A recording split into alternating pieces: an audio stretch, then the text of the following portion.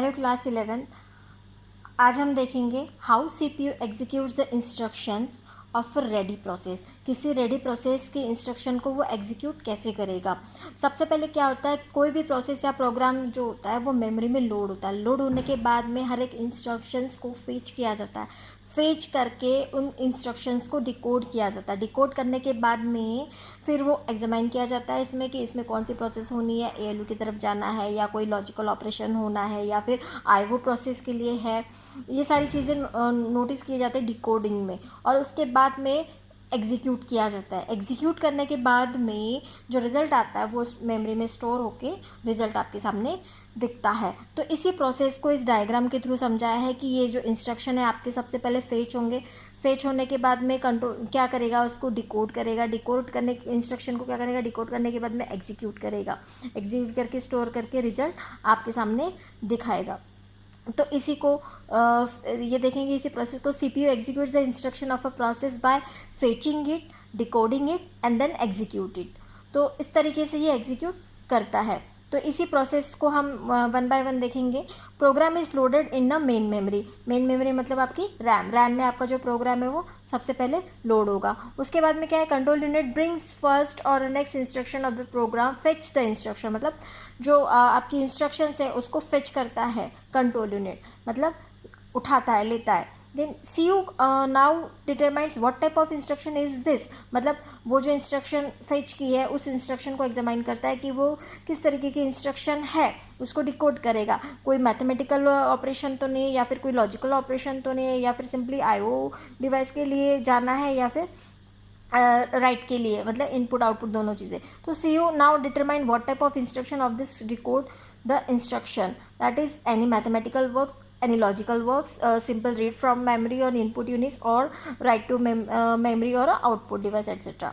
After that क्या करता है, उसको जो मैथमेटिकल कैलकुलेशन है या लॉजिकल ऑपरेशन है वो होने के बाद में क्या करता है, if the instruction involves mathematical logical works then C U instruct the ALU to carry out to execute the instruction. मतलब अब अरिथमेटिक या लॉजिकल ऑपरेशन होगा तो वो कंट्रोल यूनिट क्या करता है, कंट्रोल यूनिट उन इंस्ट्रक्शन को एएलयू की तरफ भेजता है, अरिथमेटिक एंड लॉजिकल यूनिट की तरफ। उसके बाद में और if the instruction involve simple read from और write to a memory then you directly instruct the memory input device और output device to carry out this. जैसे कि सिर्फ इनपुट लेना है मेमोरी से, या फिर कोई कीबोर्ड के थ्रू इनपुट लेना, माउस के थ्रू इनपुट लेना, तो इनपुट लिया जाता है, या फिर आउटपुट है तो ये आउटपुट के लिए कंट्रोल यूनिट दे देता है। उसके बाद में ALU produces some results which are then stored in the main memory. अब जो एएलयू कुछ रिजल्ट प्रोड्यूस करता है या देता है तो वो मेमोरी में जाके स्टोर होता है। तो जो रिजल्ट है वो आपका मेमोरी में चला जाता है। उसके बाद for the next instruction in the program again step 2 to 4, यही ये 2 से लेकर तो 4 तक की ये इंस्ट्रक्शन आपकी रिपीट होते रहती है नेक्स्ट प्रोसेस इसको एग्जीक्यूट करने के लिए, है ना। तो इसको कहते हैं the fetch decode execute cycle, और इसी को इंस्ट्रक्शन साइकिल भी कहा जाता है।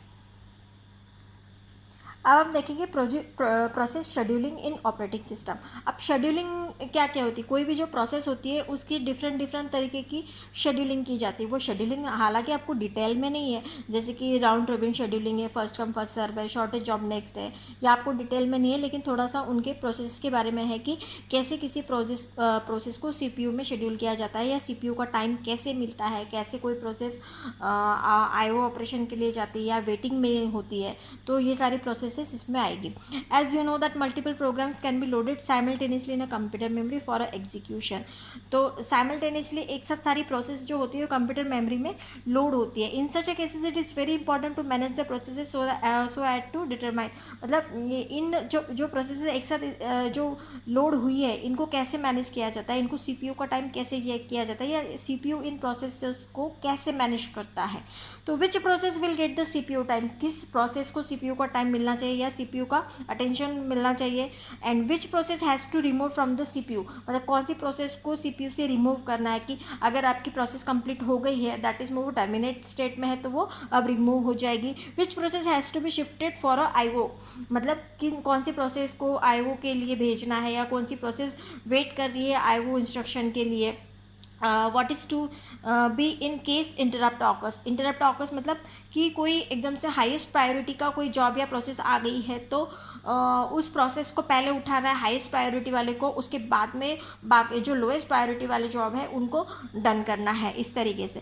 Please note that the interrupt is a signal generated by hardware और सॉफ्टवेयर। तो इंटरप्ट होता क्या है एक्चुअली, ये एक सिग्नल होता है हार्डवेयर सॉफ्टवेयर से जनरेट किया हुआ, ताकि so the CPU indicated high priority event that needs immediate attention. अभी मैंने बताया था कि हाईएस्ट प्रायोरिटी का जॉब पहले उठाता है, क्यों? क्योंकि जिन भी प्रोसेस की प्रायोरिटी हाईएस्ट होती है, हालांकि आपको ये प्रायोरिटी वगैरह सब डिटेल में नहीं है, हाईएस्ट प्रायोरिटी मतलब जिसको सबसे ज़्यादा अटेंशन, जो प्रोसेस सबसे ज़्यादा अटेंशन मांग रही हो CPU का, तो highest priority event that needs immediate attention. In case of interrupt the CPU has to interrupt the current running process and handle the interrupt first of all highest priority. मतलब जो भी काम कर रही है उस प्रोसेस को वो रोक के जो हाईएस्ट प्रायोरिटी का प्रोसेस है या जॉब है उसको पहले उठा के वो उस पर अटेंशन देता है CPU। All this the job is of a process scheduler of operating system. ये सभी ऑपरेटिंग सिस्टम प्रोसेस शेड्यूल के ऑपरेटिंग सिस्टम का ये सारे काम होता है।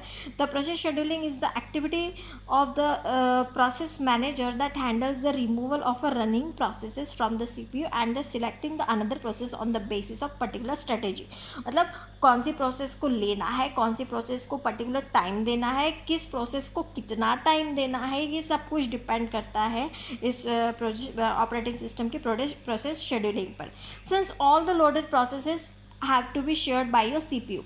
अभी जितने भी प्रोसेस आपकी CPU में लोड होती है, मेमोरी में लोड होती है, तो हर एक प्रोसेस के लिए CPU का टाइम अलॉट होता है या CPU अपना टाइम देता है, लेकिन वो टाइम किस तरीके से देना है वो डिपेंड करता है कि कौन सी शेड्यूलिंग की जा रही है। The process scheduler decide upon a strategy scheduling algorithm. इसको कहते हैं शेड्यूलिंग एल्गोरिदम, कि ये कैसा शेड्यूलिंग आपके CPU में दिया गया है। Which help it determines which process will get the CPU time. अब जैसे कि यहाँ पे कुछ प्रोसेसेस दी गई है, यहाँ पे आपका है, पहला है फर्स्ट कम फर्स्ट सर्व। अभी नाम से पता लग रहा है फर्स्ट कम फर्स्ट सर्व, मतलब जो पहले क्यू में आएगा उसको ही CPU का टाइम पहले दिया जाएगा, है ना। तो जैसे कि टिकट विंडो में आप खड़े हो तो जो पहले होता है कतार में उसी को पहले टिकट मिलती है, फिर वो रिमूव होता है, फिर नेक्स्ट जो क्यू में उसको, तो फर्स्ट कम फर्स्ट सर्व इसी बेसिस पे वर्क करता है। The process entering first in the queue gets the CPU first. After that round robin scheduling. अब राउंड रॉबिन शेड्यूलिंग होता क्या है कि हर प्रोसेस के लिए एक CPU का टाइम अलॉट होता है, मतलब कि CPU ने टाइम अलॉट कर दिया कि हर प्रोसेस को 5 मिनट देना है, चाहे कोई प्रोसेस 15 मिनट की हो, चाहे कोई प्रोसेस 20 मिनट की हो, चाहे कोई प्रोसेस 7 मिनट की ही हो, तो इट इज़ डिपेंड। लेकिन CPU क्या करेगा एट ए टाइम, जैसे पहली क्यू में 3 प्रोसेसेस है, 3 प्रोसेस में तीनों को उसने पहले 5 मिनट तीनों प्रोसेस को दे दिए। हालांकि पहले प्रोसेस को अगर मान लो 5 मिनट टाइम लग रहा है, दूसरी प्रोसेस को 10 मिनट टाइम लग रहा है, या तीसरी प्रोसेस को 15 मिनट टाइम लग रहा है, वो जो प्रोसेसेस है सभी प्रोसेस को पहले 5 मिनट वो अलॉट कर देगा। उसके बाद जो कोई प्रोसेस पेंडिंग होगी दोबारा से उसी प्रोसेस पे आएगा और उसको फिर एग्जीक्यूट करेगा। तो इस तरीके से इसको राउंड रॉबिन शेड्यूलिंग कहा जाता है, क्योंकि ये इसमें जो प्रोसेस है पूरे राउंड में चलती है। कैसे, पहले प्रोसेस को 5 मिनट दिया, फिर 5 मिनट होने के बाद में ये दूसरी प्रोसेस को उठाता है, उसको 5 मिनट देता है, फिर क्यू में जो तीसरी प्रोसेस है उसको उठा के उसको 5 मिनट देता है, आगे नहीं आता फिर फर्स्ट प्रोसेस पे। इस तरीके से ये 1 by 1 वो प्रोसेसेस को उठाता है। Every process is given some fixed amount of time on a CPU called terminated, otherwise its state is change to waiting and the next ready process in a given CPU time for designated amount of time. ये आपको detail में नहीं है, लेकिन अब थोड़ा सा idea मैंने दे दिया कि राउंड रॉबिन शेड्यूलिंग होता क्या है एग्जैक्टली। शॉर्टेज जॉब नेक्स्ट, ये आपको नाम से ही पता लग रहा है। शॉर्टेज जॉब नेक्स्ट का मतलब क्या है कि जो भी क्यू में सबसे छोटी प्रोसेस होगी, जिसको सबसे कम समय लगना है, ये उसको उठाता है सबसे पहले, ठीक है।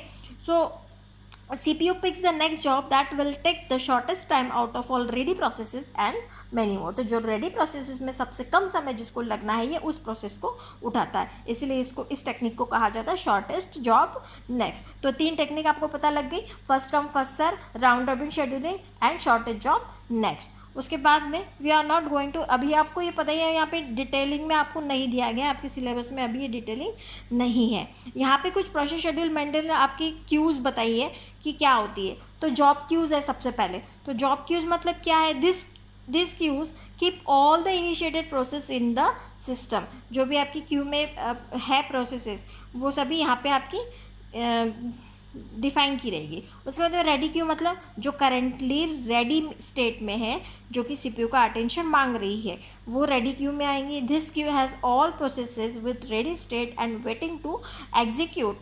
New process is always put in this queue. After that device queue. Device queue का मतलब क्या है कि किसी प्रोसेस को आईओ ऑपरेशन के लिए जाना है या वेटिंग कर रही है उस चीज़ के लिए, तो ये डिवाइस क्यू में आते हैं। This processes which are waiting to use the IO devices are added to the device Q.